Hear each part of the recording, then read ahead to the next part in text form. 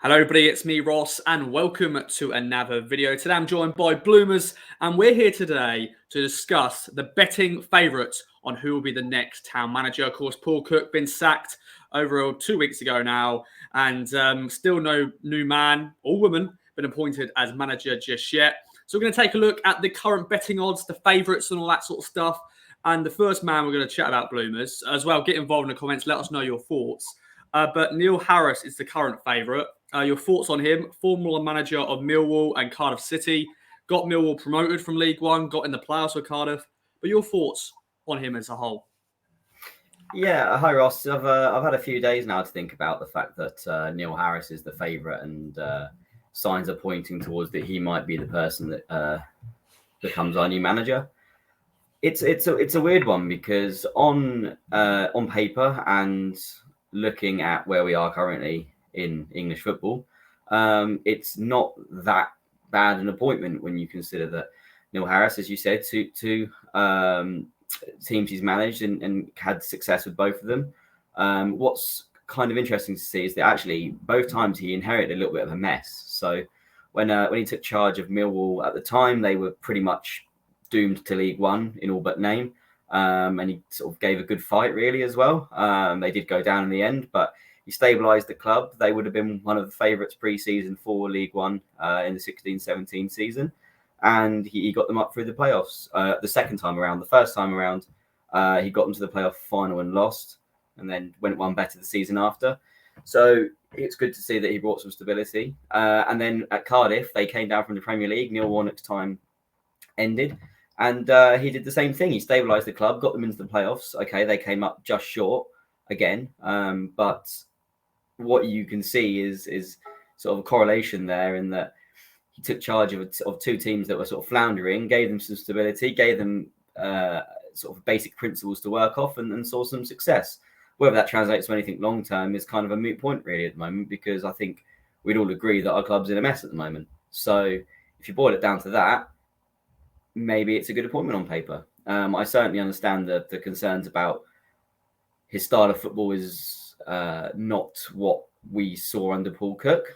And there could be an argument made that are these players going to be suited to a different style of play that Neil Harris would bring? But again, we don't know. He may also, if he came into the club, might decide to be a bit more expansive, because the players that are here for us are ones that aren't what he had at Cardiff or Millwall in terms of they can play a bit more football. Because if you look at Neil Warnock's Cardiff side, you can imagine the shape that Neil Warnock moulded them in. I've got to be honest, I don't remember what Millwall's squad was like in 14, 15, 16.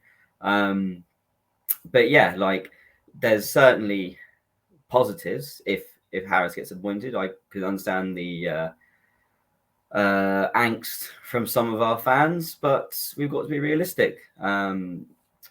It's not a horrendous appointment on paper, and I think we're all crying out for a bit of stability right now. So he might be the person to bring that.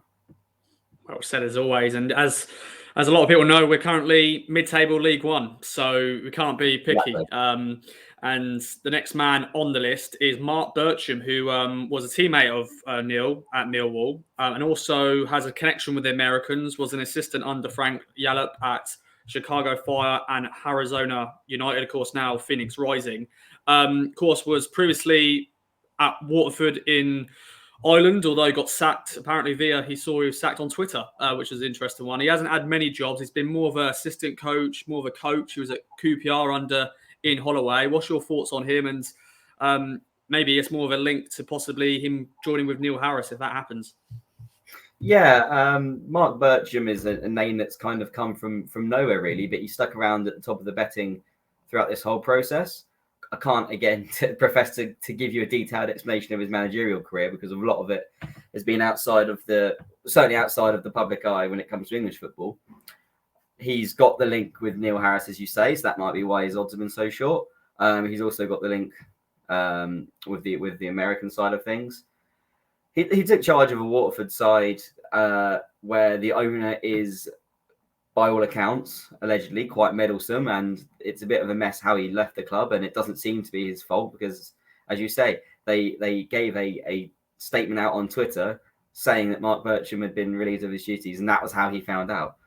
So it would be a monumental gamble to bring him in. I don't think it's going to happen. I'd say actually out of all of these, it's probably one that's least likely to happen, just because at the stage we're at right now with a huge squad that's expensive, there's so much expectation. Even now, I know that this season might be gone, but there's still expectation to get out of this league as soon as possible.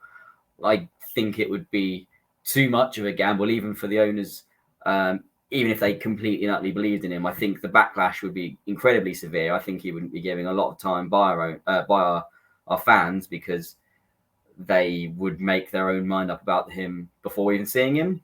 That might be unfair, but you can, again, understand it, because if we're getting rid of Paul Cook this early in the season and you're thinking of bringing in someone, and you end up bringing in a name that 99% of people won't have heard of in terms of management, that's just an incredible risk. And I don't think it's one I can see happening. I mean, never say never, but if he does arrive at this club, I can imagine it might not be in the managerial role. It might be in a lesser capacity, but we'll have to wait and see.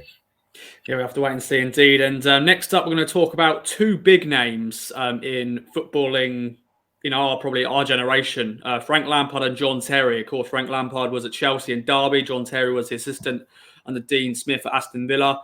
John Terry, of course, probably looking for his first proper job as a manager. I thought we use this as a duo, really, because they won't, of course, come in as a duo, but they're two big names, Chelsea legends and all that, Premier League legends. What's your thoughts on those odds with John Terry and Frank Lampard? And it won't probably happen, but your thoughts on them? Yeah, you can barely say one without the other. Just to date this video, as I sit here, John Terry is 16-1, Frank Lampard 20-1. So as you say, not the most likely of appointments. And to be honest, it was not most likely of appointments even when the odds were shorter, in my mind. Frank Lampard has quite a good pedigree, let's be honest. Like, he's quite young into management, but in terms of Derby County, getting them to the playoff final, coming up just short against Aston Villa, although he was horrendously outcoached in that final by Dean Smith, and then going to Chelsea and his side, if you like, becoming champions of Europe. I'm sure he'll feel like he played his own part in that, even if Thomas Tuchel ended up taking them all the way. Quick pros and cons about the two of them. Pros, well, Lampard start with. Pros, huge name, hugely experienced, been there, seen it, done it. Doesn't always translate to management, as we know with Roy Keane. But he's dealt with much bigger players than the ones we've got right now. He's dealt with pressure as well. See, Chelsea are notoriously trigger happy, and Derby at the time, before anyone really knew about their financial problems, the expectation was to at least make a massive challenge for the Premier League, which is what happened. The cons, well, we have no idea how he'd do in League One. He's never really dealt with the muck and nettles of League One before. And there'd be a huge spotlight on us because we could potentially become Frank Lampard's Ipswich Town, as it was Frank Lampard's Derby County. Don't think that would sit well with everyone. And as I say, the last time we had a manager in the sort of mould and calibre of Frank Lampard was Roy Keane, which turned out to be an unmitigated disaster. John Terry is a bit of a different one. He's bided his time, being the right-hand man at Aston Villa under a few coaches, building up his coaching qualifications a bit more quietly, which is sort of at odds with his playing career, which was very much in the spotlight. A complete unknown in terms of management. We have no idea how he would set up a team, how he would set up a formation, how he would play tactically, if he's got an astute tactical brain, if he's more of a man motivator. You could imagine him being more of the latter just because of his presence as a captain on the field. But again, a huge gamble. But I can imagine the near future, he'll get a managerial opportunity somewhere, whether it's League One, League Two, Championship. I honestly couldn't tell you. I don't think it's going to happen in the same way. I don't think Frank Lampard's going to happen. I think we'll be looking elsewhere.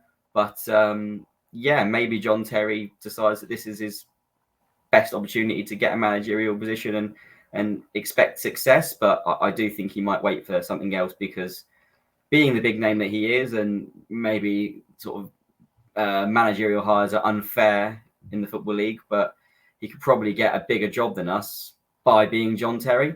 So Maybe a lower sort of championship club, a bottom half one, might be where he ends up finding himself for his first job. But again, we'll wait and see. Yeah, and from two managers still very early in their coaching careers to a man who has been around the block, 73-year-old Neil Warnock, of course, was at Middlesbrough not long ago, but now he is a free agent. And is he looking for his final job or is he finished? But Neil Warnock, what do you reckon then? It's going back to the old days, Mick McCarthy, a veteran, a dinosaur, people would probably say. But Neil Warnock, what do you reckon?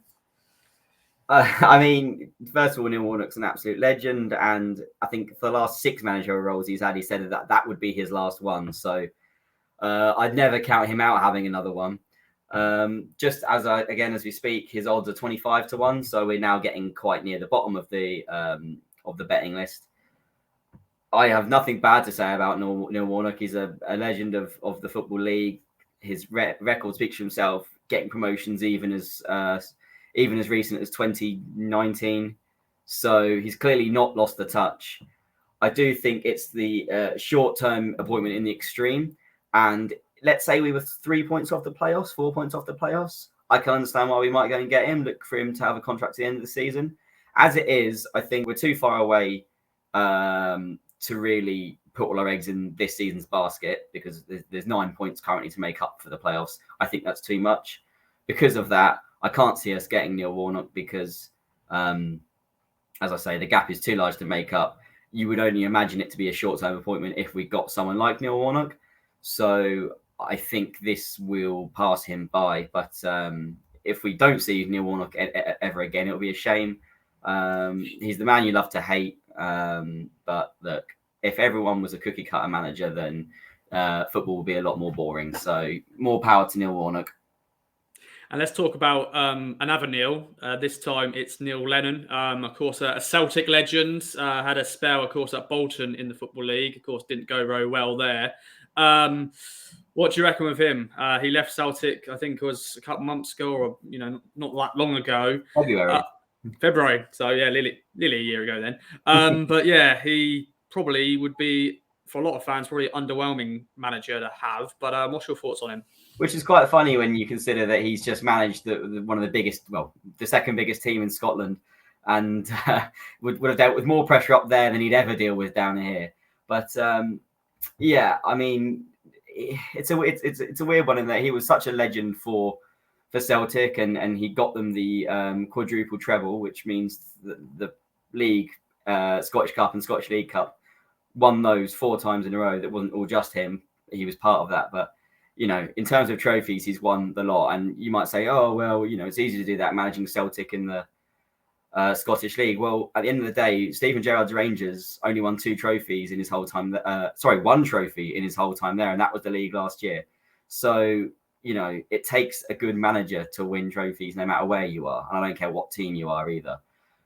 He's always going to have a black mark against his name north of the border because he didn't win the 10 in a row that Celtic and Rangers fans crave. That didn't happen last season, and that was pretty much the reason he lost his job in February. They went on a horrendous run, and the wheels came off quite quickly there. He got really derided at the end, but again, the pressure up there for the old firm is huge, and he's not going to experience that down there. He took over a Bolton side that had huge financial problems. Okay, they got relegated under his watch. How much stock can you put into that? I'm not too sure. People might be underwhelmed by it. It's kind of like I'd say an acceptable appointment really at this level. I personally don't want him in charge, and the reason of that is his management skills in terms of tactics has left a lot to be desired. Really, he got outcoached quite a few times in the Old Firm games under Stephen Gerrard's Rangers, and obviously Stephen Gerrard is a managerial rookie as well.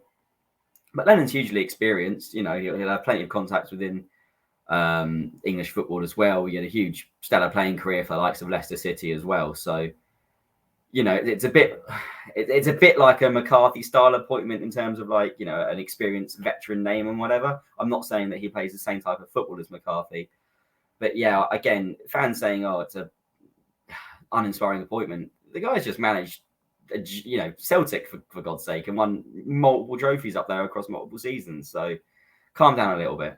But again, don't think it's going to happen. And I'm not too upset by that. No, and let's talk about another Scottish manager. This time it's Derek McInnes, of course, was at Aberdeen for 8 years and did pretty well there for them. Of course, won the League Cup back in 2014, which was a little while ago, but had a good spell there. Had, of course, a brief spell at Bristol City in the Football League. Didn't do so well there, but is a name that I think would excite some fans because he's got that calibre during his time at Aberdeen. Did really well there. What's your thoughts on him? Yeah, this is the hilarious thing, and that McInnes is like kind of more well received for fans than Neil Lennon, despite the fact Neil Lennon won all these trophies in Scotland and Derek McInnes won one across 8 years. It's difficult being the manager of Aberdeen because you're sort of almost comfortably the third biggest team in Scotland, and he made them the third biggest team in Scotland. You know, he served his remit for 8 years, but being an Aberdeen supporter, you'd expect or hope that you'd have a bit more of a chance to win some more trophies. You know, obviously Celtic and Rangers are going to be favourite for every domestic trophy going, but there is chances to win silverware, especially when Rangers were struggling sort of in the mid 2010s before they really rose up to become champions of Scotland again. But McInnes couldn't quite capitalise on it. One trophy is probably a poor outcome in that he was there for 8 years. He never really made a massive push to get them into the group stages of a European competition either, despite the fact that they were pretty much qualifying for Europe every single season as well. So, you know, he wasn't really a failure. He wasn't really a success at Aberdeen. I guess it depends on who you speak to. And it was probably time for a change in the style of like it was time for a change when McCarthy left us. So I think he would be a good appointment, especially, again, we're in the middle of the third tier. Like, let's not kid ourselves here. Like, the fact that we're getting linked with these type of people is purely based on the fact that the status of the club in terms of how big we are, quote unquote big, and we're quite an attractive prospect with the owners and the fact that we might have some money. I would probably be happy in terms of it being a sort of round peg in round hole appointment. I think that if you're trying to build something, he's got experience of building something long term. You know, he had 4 years at St Johnstone, a relatively short period at Bristol City, and then 8 years at Aberdeen.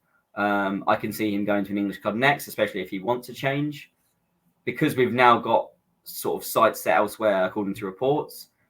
Don't think it's going to happen again. And just to say that the odds are currently 20-1. But it would be a good appointment in terms of round peg, round holes. Okay, he didn't win a lot of trophies with Aberdeen, as I said. Our focus isn't on winning trophies. It's getting promoted out of this league as quickly as possible. You know, people can kid themselves about the FA Cup, Pizza Pot trophy. Doesn't matter. The goal is to get out of League One as soon as possible. But I don't think it will be with Derek McInnes because he won't come. Definitely. And I think the final man we're going to talk about is Liam Manning, of course, the only manager in this list who's actually currently a manager at a football club. That is MK Dons. Of course, went there in the summer after Russell Martin went to Swansea. Liam Manning, of course, got connection with the town, was the academy player, academy coach, was at West Ham Academy as well, went to America, went to Belgium, has a few former town connections with him currently at MK Dons, Chris Hogg. And also David Wright, a former player as well. What do you reckon about this one? A young, hungry manager. Is that what we need at the moment? He's doing all right at MK Dons, but what do you reckon? Well, we don't need a young and hungry manager. We need a manager just to get us out of League One, whether that be this season, next season, as soon as possible. If you're looking long term, it ticks all the boxes. He's as you just say, young, got experience, not in a head coaching capacity, but certainly has coaching credentials. Also got a Norwich connection. So I think out of our last however many managers, we seem to have found managers with some Norwich connections, no matter how tenuous it is. He still has only managed 26 games in English football. And that's not a lot. He also hasn't had experience yet of real sort of crisis management, if you like, because he only had 30 games at his previous post in Belgium. So how would he react if, let's say, we don't win the first 5 games under his tenure? How would he react then? Because we saw how it worked with Paul Hurst. He got swallowed up like a bit of krill and a blue whale. Like it was just gone. So you'd like to think that wouldn't be the case, but even though he's kind of like the hot name at the moment, there carries risk. There carries risk with every managerial appointment. This is why I'm glad I don't have to make the final decision for my football club, because this is a huge one and it's such a difficult one as well. You can see why on paper he'd appeal with the Ipswich connections, but I don't know how much stock I'd put into the early reports sort of linking us with him. I also think, there's a case to be made that he might not feel he's ready. In the same way that Steven Gerrard feels like he's not ready for Liverpool, but the end goal is for him to go there. And let's not kid ourselves, that's what the end goal is. I'm not saying Liam Manning's end goal is to come manage Ipswich, but his end goal will be to manage a bigger team than MK Dons, and that's with no disrespect to MK Dons. He might not feel that this is his time, so he may well be better off, biding his time with MK Dons and possibly finishing in the top 6 this season. If not, there's no real pressure on him. It's not promotional bust for MK Dons this season, so he'll have the time to build something there. So I do think that he won't be coming. If he does come, just as a hypothetical, he'll get a fantastic reception. But again, the Paul Hurst thing, where young hungry manager comes in, not really experienced lots of sort of strife and crisis, but then after 6 games, all of a sudden you're looking down the barrel of a gun. How do you react? We don't know how Liam Manning will react because he's not faced it yet in his managerial career. So yeah, pump the brakes if you're wanting him, and also I think at this point probably not going to get him. No, and I'm actually going to chuck another name in the hat. He's not actually part of the betting odds at the moment, but he's a man that a lot of fans would love, but he's currently doing a very good job at Blackburn. That is Tony Mowbray. What's your thoughts on him? And I don't think he'll be dropping down to League One, but I thought I'd just chuck his name in the hat in the ring. What do you reckon? I think this is classed as a humble brag, and again, this isn't a humble brag, but I might as well say it because it's relevant. I worked at Coventry City Football Club when Tony Mowbray was manager. Spoke to him on a number of occasions. This was a few years ago, and he doesn't know my name. I'm not trying to be one of those, look at me, I know these people, because, I don't. All I would say was he's first of all, a lovely person. Second of all, he came into a football club at that point that was in all kinds of turmoil. The end goal didn't happen because he didn't get Coventry out of League One. In fact, he probably contributed to them getting out of League One the wrong way. But fantastic man management skills, clearly an absolute legend at this club growing up. That his goal against Barnes in the playoff final will never, ever be forgotten. And I think you'd be hard-pressed to find an ex-teammate of his to say a bad word about him. Hugely experienced in terms of success and failure. You've got the good times at West Brom where, in the same vein that when we got relegated from the Championship, the whole crowd was still behind the manager and singing his name. When West Brom got relegated from the Premier League, the exact same happened. He's so well regarded in the Midlands. Okay, had failure at Coventry, had failure at Celtic as well, which was his biggest high-profile appointment, which just goes to show, by the way, the Neil Lennon thing. That's how much pressure there is. It doesn't happen for everyone. The fact that Neil Lennon got all the trophies he did puts him up in my estimations. It's kind of a fantasy thing, really, because Blackburn are in the top 6 of the Championship. He has no reason to leave there. I know that there's been difficulties with the owners. I know that some of the Blackburn fans originally, or even up to the start of the season, kind of were thinking this might be the end, and that's as far as he can take them. He's found an extra gear. He's definitely allowed himself to have the season at Blackburn to see if he can finish in the top 6, which would be a phenomenal achievement. I just don't see it happening this time. And I know that probably time's running out for Mowbray to become the full-time Ipswich manager. Never say never. I'd love for it to happen. But yeah, not this time, unfortunately. Yeah, I think it's a dream, but it probably won't happen. But I'll just chuck his name, yeah. Yeah, can I say one more then, just while we wrap this one up? Just because I see him on the list. He's been the hot name, but maybe not anymore. Two actually. Michael Appleton, Michael Finn, both 25 to 1. Michael Appleton currently the Lincoln manager. People are absolutely deriding the fact that he was linked to that club. No idea why. Incredibly well regarded at Oxford. Had a brief spell coaching at Leicester City, and now obviously at Lincoln. Not quite happened for him at Lincoln, but we'd be silly to distance ourselves from him. And Michael Flynn, I thought he was a shoo-in for the Cardiff job when it became available.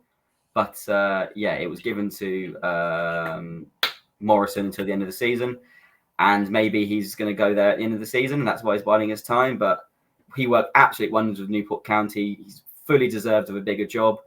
Maybe it's me being slightly xenophobic and just assuming that because he's Welsh and used to manage Newport, he'll go to Cardiff.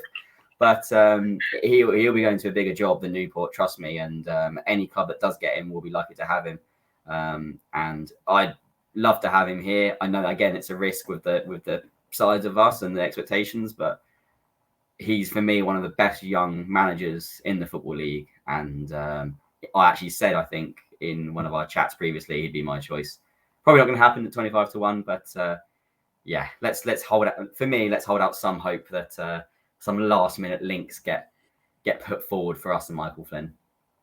Definitely. And it's been a fantastic chat, Bloomers. Thanks so much for joining me. Hopefully everyone's enjoyed watching. Let us know in the comments your thoughts on the list and chuck any other names you'd like to see as town manager. I'm sure there'll be other names getting thrown about here and there and everywhere.